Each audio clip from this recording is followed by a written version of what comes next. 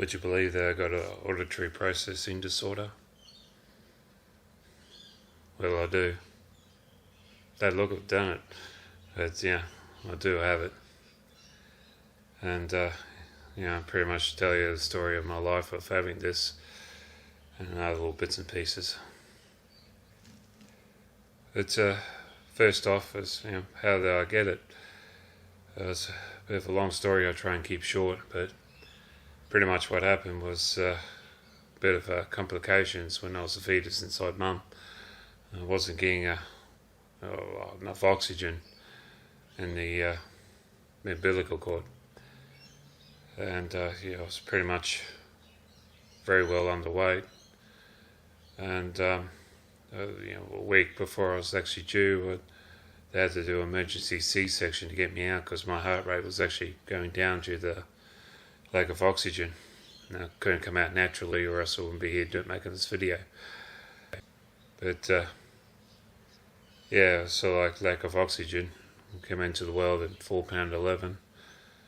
It's a whole heap of things didn't quite fully developed. One's my back, scoliosis and kyphosis. So see my videos, me like hunching over a bit or big curve in my spine. You know why? But the other thing is too was this thing up here didn't get fully matured, and later on getting diagnosed with auditory processing disorder.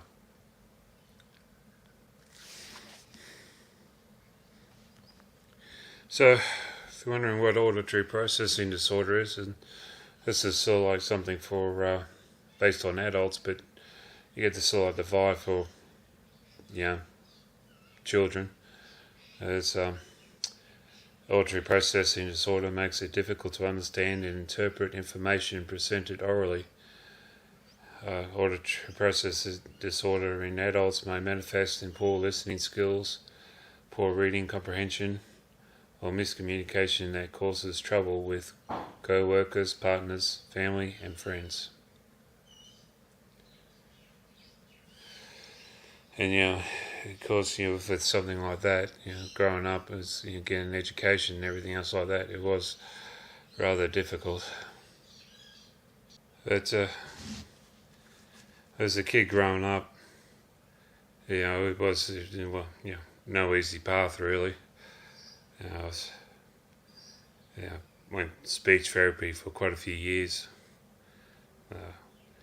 I've had gone to private school to try and help with my education and stuff like that, but so like education back in the 1980s, especially here in Australia, it never really had anything there for helping with specialised education basically for people like me or people with autism and stuff like that. So it's pretty much again the same sort of education as normal everyday kid would probably get. I only went to year 10, so I never got my high school diploma basically. See out my senior year, but even then, just having some sort of further education after that was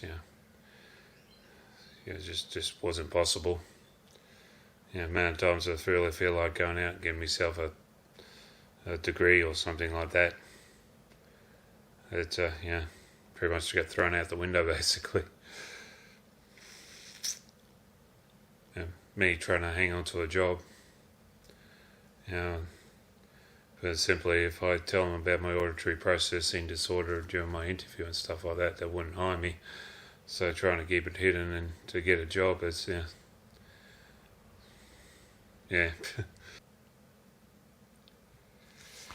It's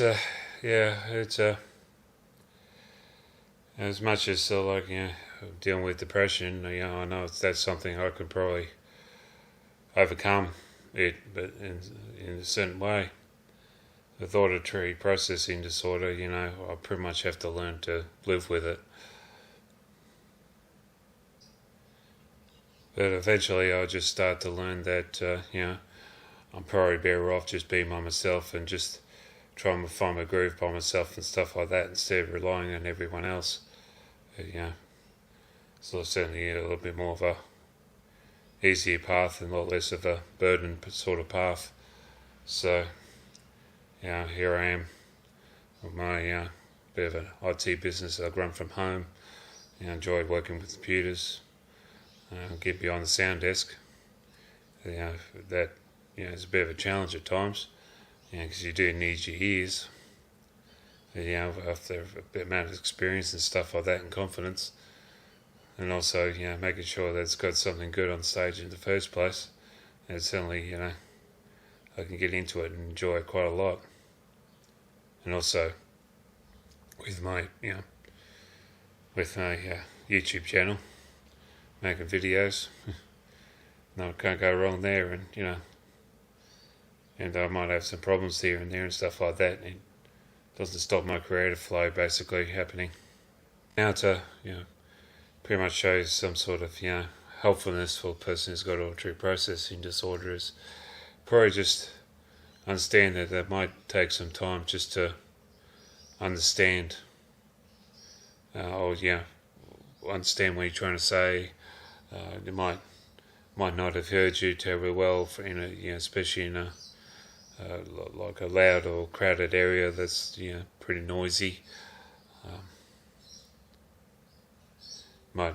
Simple things that might have the TV turned up a bit louder than usual.